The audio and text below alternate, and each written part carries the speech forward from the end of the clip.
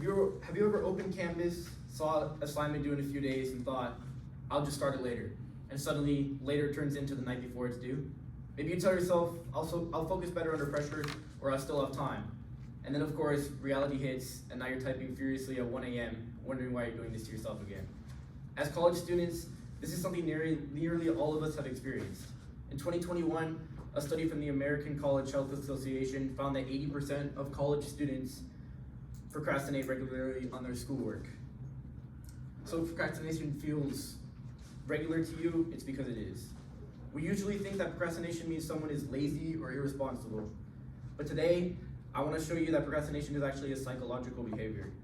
I'll explain why we procrastinate, what happens to the brain, and how it affects our well-being, and then how we can manage it as well.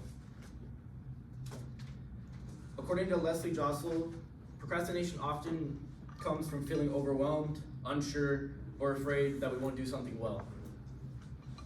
When a task triggers stress or self-doubt, our brain tries to avoid the negative feeling and the task. When writing a paper isn't just writing, it may trigger stuff like, is this going to be good enough? What if I don't know how to start? What if I fail? So we check our phones, watch YouTube, scroll TikTok, or say we'll do it later. The avoidance feels comforting for the moment. Psychologists Ferocia Siosis and Timothy Cycle say this short-term mood repair, procrastinating makes us feel better now, even though it makes things harder for us later. Distraction is tied to our brain's reward system. TikTok, gaming, scrolling, they all release dopamine into your brain. Schoolwork for us is a delayed reward, and the brain prefers the reward now.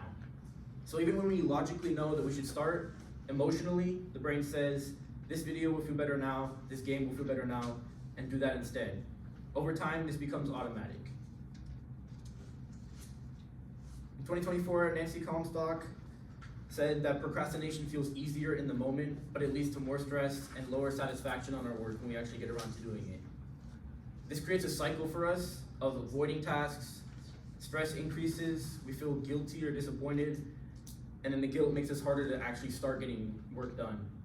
This can affect stuff such as sleep, grades, motivation, and your confidence.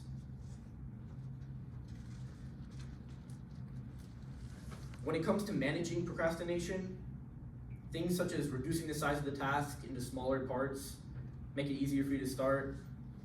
Saying only work for a couple minutes at a time, as long as you actually get started, that's really what matters. Removing temptations such as your phone, just putting it away, putting it in a place where you can't just grab it immediately.